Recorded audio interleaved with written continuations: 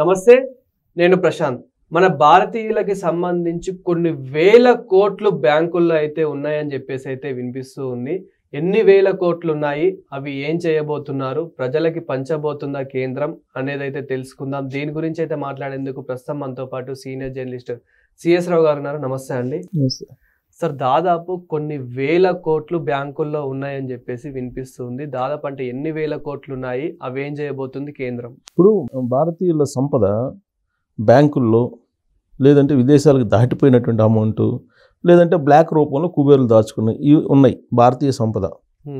దీంట్లో చాలామంది బ్యాంకుల్లో దాచుకుని డిఫాల్టర్స్ అయిన వాళ్ళు ఉన్నారు.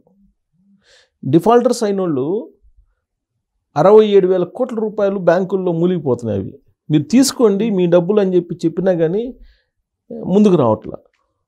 ఆర్బీఐ అనేక సందర్భాల్లో మీరు క్లెయిమ్ చేయనటువంటి అమౌంట్స్ ఉన్నాయి, మీరు ఎవరెవరైతే క్లెయిమ్ చేయలేదో వాళ్ళు ముందుకు వచ్చి మీరు తీసుకోండి, ఒకవేళ మీ వాళ్ళు లేకపోతే ఆ నామినీస్ ఉంటారు, ఆ నామినీలైనా వచ్చి మీరు అప్లై చేసుకొని మీరు తీసుకోండి అని చెప్పి చెప్తూ ఉంటే ముందుకు రావట్లా.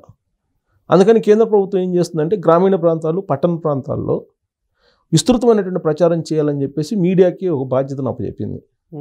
మీరు ప్రచారం చేయండి, మీ అమౌంట్స్ ఉన్నాయి బ్యాంకుల్లో, మీరు తీసుకెళ్ళండి అని. ఇలా అన్క్లైమ్డ్ డిపాజిట్స్ 67,000 కోట్ల రూపాయలు ఉన్నాయంట బ్యాంకుల్లో, వివిధ బ్యాంకుల్లో. భారతదేశంలో ఉన్న వివిధ బ్యాంకుల్లో భారతీయుల దాచుకుంది డిపాజిట్లు, డిపాజిట్లు చేసి మర్చిపోయినవి లేదంటే అన్క్లైమ్ చేయనివి వివిధ కారణాలతోటి 67,000 కోట్ల రూపాయలు ఉన్నాయంట.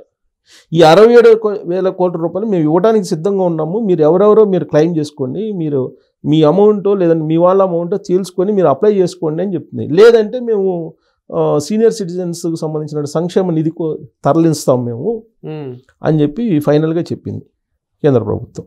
ఆర్బీఐ చెప్పిందంటే కేంద్ర ప్రభుత్వం చెప్పినట్టే కదా. ఈ 67,000 కోట్ల రూపాయలు ఏమేమి ఉన్నాయి అని అంటే అన్క్లైమ్డ్ ఈ డిపాజిట్స్లో కొంతమంది బ్యాంక్ అకౌంట్స్లో డబ్బులు వేసేసి మళ్ళీ వాటిని పట్టించుకోకుండా ఉంటారు. అలాగే డిపాజిట్స్ చేసి అవి మెచ్యూర్ అయినా కానీ తీసుకోకుండా ఉండేటువంటి వాళ్ళు ఉన్నారు. ఇది కరెంట్ ఖాతాలు అనుకోండి, సేవింగ్ ఖాతాలు అనుకోండి, ఏదన్నా కానీ. అలాగే కొంతమంది పొదుపు చేస్తుంటారు, నెల నెల కట్టి పొదుపు చేసి తర్వాత ఒకవేళ వాళ్ళు మరణించడం లేదంటే రకరకాల కారణాలతోటి మర్చిపోవటం ఏదో ఒకటి చేసేవాళ్ళు ఉంటారు. ఇలా రకరకాల రూపాల్లో డిపాజిట్లు బ్యాంకుల్లో ఉన్నాయి 67,000 కోట్ల రూపాయలు. ఇది తీసుకోవడానికి ఒక పోర్టల్ను కూడా వాళ్ళు అందుబాటులో తీసుకొచ్చారు. వివిధ బ్యాంకులు, దాదాపు 23 బ్యాంకులకు సంబంధించిన వివరాలని ఆ పోర్టల్లో పొందుపరిచి ఆ పోర్టల్లోకి వచ్చి మీరు చెక్ చేసుకుంటే మీ అమౌంట్ ఏ బ్యాంకులో ఉంది, ఎలా తీసుకోవచ్చు అనేది తెలుసుకోవచ్చు అని చెప్పి. ఆ పోర్టల్ పేరు కూడా ఉద్గమ్ అనేటువంటి పేరు. ఏంటి ఉద్గమ్ అంటే unclaimed deposits gateway to access information. దీన్ని ఉద్గమ్ అని అంటారు షార్ట్కట్లో. Unclaimed deposits gateway to access information. ఇది దాదాపు ఈ పోర్టల్లో 30 బ్యాంకులకు సంబంధించిన ఇన్ఫర్మేషన్ ఉంది. ఈ అన్క్లైమ్డ్ డిపాజిట్లో దాదాపు 90% విలువను ఈ ఉద్గమ్ పోర్టల్ కవర్ చేస్తుంది. కాబట్టి ఈ ఉద్గమ్ పోర్టల్లో మీరు కనుక లాగిన్ అయితే దాంట్లో మీ అన్క్లైమ్డ్ డిపాజిట్స్ ఏవైతే ఉన్నాయో మీ కానీ మీ వాళ్ళవి కానీ దాంట్లో ఉన్నటువంటిని మీరు తీసుకోవచ్చు, మీరు రికవర్ చేయడానికి మేము సిద్ధంగా ఉన్నామని చెప్తుంది. సేవింగ్స్ ఖాతాలు కానీ, కరెంట్ ఖాతాలు కానీ, లేదా మెచ్యూరిటీ పూర్తి అయిపోయినటువంటి వాటిని కానీ 10 ఏళ్ళు దాటిపోయినాయి అన్నీ కూడా. ఇప్పుడు అంటే అన్క్లైమ్డ్ డిపాజిట్స్ అని ఏంటంటే 10 ఏళ్ళు దాటిపోయినాయి. ఖాతాలను 10 ఏళ్ళుగా పట్టించుకున్నటువంటి వాళ్ళు ఎవరైతే ఉన్నారో వాళ్ళందరూ ఇప్పుడు క్లెయిమ్ చేసుకోమంటున్నారు. ఫిక్స్డ్ డిపాజిట్లు, వడ్డీలు అంటే కొంతమంది వడ్డీల కోసం వేస్తుంటారు. ఇప్పుడు బయట ఎవరిని నమ్మలేని పరిస్థితిలో మనకి బ్యాంకులో వేస్తుంటారు, బ్యాంకులో నెల నెల వడ్డీ వేస్తుంటారు వాళ్ళకి. సో ఆ స్కీమ్ కింద డిపాజిట్ చేసిన వాళ్ళు. అలాగే డివిడెండ్లు, బ్యాంక్ డిపాజిట్లు డివిడెండ్లు ఉంటాయి, ఆ డివిడెండ్లు కానీ, ఇన్సూరెన్స్ క్లెయిమ్లు, ఇవన్నీ కూడా అన్క్లైమ్డ్ డిపాజిట్ల కింద ఉన్నాయి ఈ రూపాల్లో. ఇవి 10 సంవత్సరాలు దాటిపోయి అసలు 10 సంవత్సరాల నుంచి పట్టించుకున్నటువంటి ఖాతాలని మీరు పట్టించుకోండి, లేదంటే మేము సీనియర్ సిటిజన్స్ వెల్ఫేర్ స్కీమ్ కిందకి మేము కన్వర్ట్ చేస్తాము అని చెప్పి చెబుతున్నారు. So deposits education and awareness ఫండ్కి బదిలీ చేస్తాయి ఈ మొత్తం బ్యాంకుల్ని, ఈ మొత్తం నిధుల్ని. కాబట్టి మీరు అలర్ట్ కాండి అని చెప్తున్నాయి. సో చాలామంది బ్యాంకుల్లో మీరు గమనిస్తే కనుక లావాదేవీలు ఎలా ఉంటాయి అనేది చాలామందికి అవగాహన ఉండదు, ఇంక్లూడింగ్ మనకు కూడా పూర్తి స్థాయిలో అవగాహన ఉండదు. అసలు వాళ్ళు రేట్ ఆఫ్ ఇంట్రెస్ట్ ఏ లెక్కన కడతారు, ఎలా క్యాలిక్యులేట్ చేస్తారు, 3 monthsకి ఒకసారి కడతారా, 6 monthsకి ఒకసారి కడతారా, లేదంటే ఇయర్లీ కడతారా, అసలు ఈఎంఐ ఎలా క్యాలిక్యులేట్ చేస్తారనేది కూడా తెలియదు. ఆ ఈఎంఐ క్యాలిక్యులేట్ చేసేదానికి కూడా రకరకాల మార్గాలు రకరకాల విధానాలు ఉన్నాయి బ్యాంకులకి. సో వీళ్ళు ఏం చేస్తారు, చాలామంది ఏంటంటే పెద్దవాళ్ళు పిల్లల కోసం అని చెప్పి డిపాజిట్స్ చేస్తారు. ఆ డిపాజిట్స్ పిల్లలకు కూడా చెప్పరు, వాళ్ళు ఏదో ఎక్కడ అనివార్య కారణాల వల్ల మరణించడము లేదంటే ఇది జరుగుతుంది అనుకోండి, ఇంకా వాటిని మర్చిపోతారు బ్యాంకుల్లో. అసలు బ్యాంక్ ఖాతాలే అసలు ట్రాన్సాక్షన్లో లేనటువంటి ఖాతాలే కొన్ని లక్షల్లో ఉన్నాయని చెప్తున్నారు.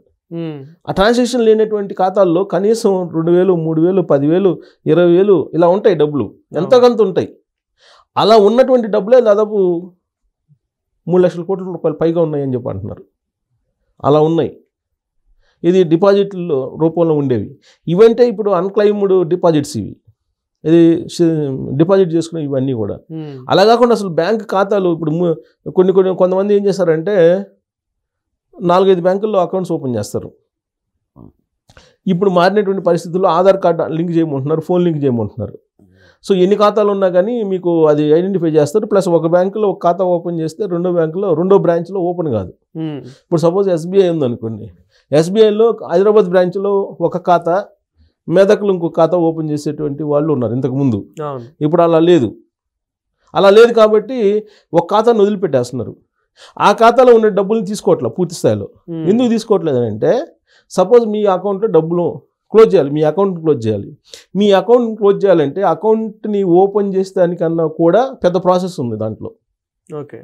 చాలా ఫామ్స్ ఫిలప్ చేయాలి అకౌంట్ క్లోజ్ చేయాలంటే.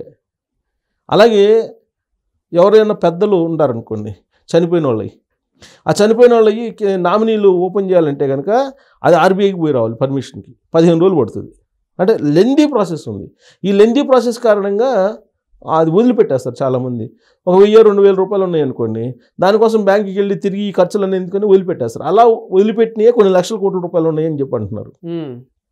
ఇప్పుడు అన్క్లైమ్డ్ డిపాజిట్స్ 67,000 కోట్లు ఉన్నాయి. సో బ్యాంకుల్లో అమౌంట్ మూలిగిపోతుంది జనాలది. కారణం ఏంటంటే ఈ ప్రాసెస్, దాని తర్వాత అక్కడికి పోతే వాళ్ళు రియాక్ట్ కాకపోవడం సరిగ్గా, ఇవన్నీ కారణంగా. ఇక బ్లాక్ మనీ విదేశాలకు వెళ్ళిపోయింది, దాన్ని తీసుకొస్తానని చెప్పి నరేంద్ర మోడీ గారు 2014 ఎన్నికలకు ముందు ఆయన చెప్పారు, ప్రతి ఒక్కరి ఖాతాలో 15 లక్షలు వస్తాయి కనుక వస్తే అని చెప్పి అన్నారు. అది మర్చిపోయారు అసలు దాని ప్రస్తావన లేదు ఇప్పుడు. సరే, ఇండియాలో ఉన్నటువంటి బ్లాక్ మనీ పరిస్థితి ఏంటంటే నోట్ల రద్దుతోటి మొత్తం బ్లాక్ మనీ పోతుందని చెప్పి అన్నారు. కానీ బ్లాక్ మనీ పోకపోగా నోట్ల రద్దు తర్వాత ఇప్పుడు దాదాపు 30,000 కోట్ల రూపాయలు, 500 రూపాయల నోట్లు ఆర్బీఐకి అసలు తెలియట్లేదండి, గల్లంత అయిపోయాయి. అంటే ఎక్కడికి వెళ్ళిపోయి, బ్లాక్లోకి వెళ్ళిపోయాయి. నోట్ల రద్దు తర్వాత, నోట్ల రద్దు ఎందుకు చేశారు, బ్లాక్ మనీని తగ్గించడానికి మేము నోట్ల రద్దు చేస్తున్నాం అని చెప్పారు. నోట్ల రద్దు చేసిన తర్వాత 2016 నుంచి ఇప్పటి వరకు దాదాపు 30,000 కోట్ల రూపాయలు 500 రూపాయల నోట్లే కొత్త కనిపించట్లేదు అని చెప్పి అంటున్నారు. ట్రాన్సాక్షన్స్ లేవు, మార్కెట్లో లేవు, కనిపించట్లా.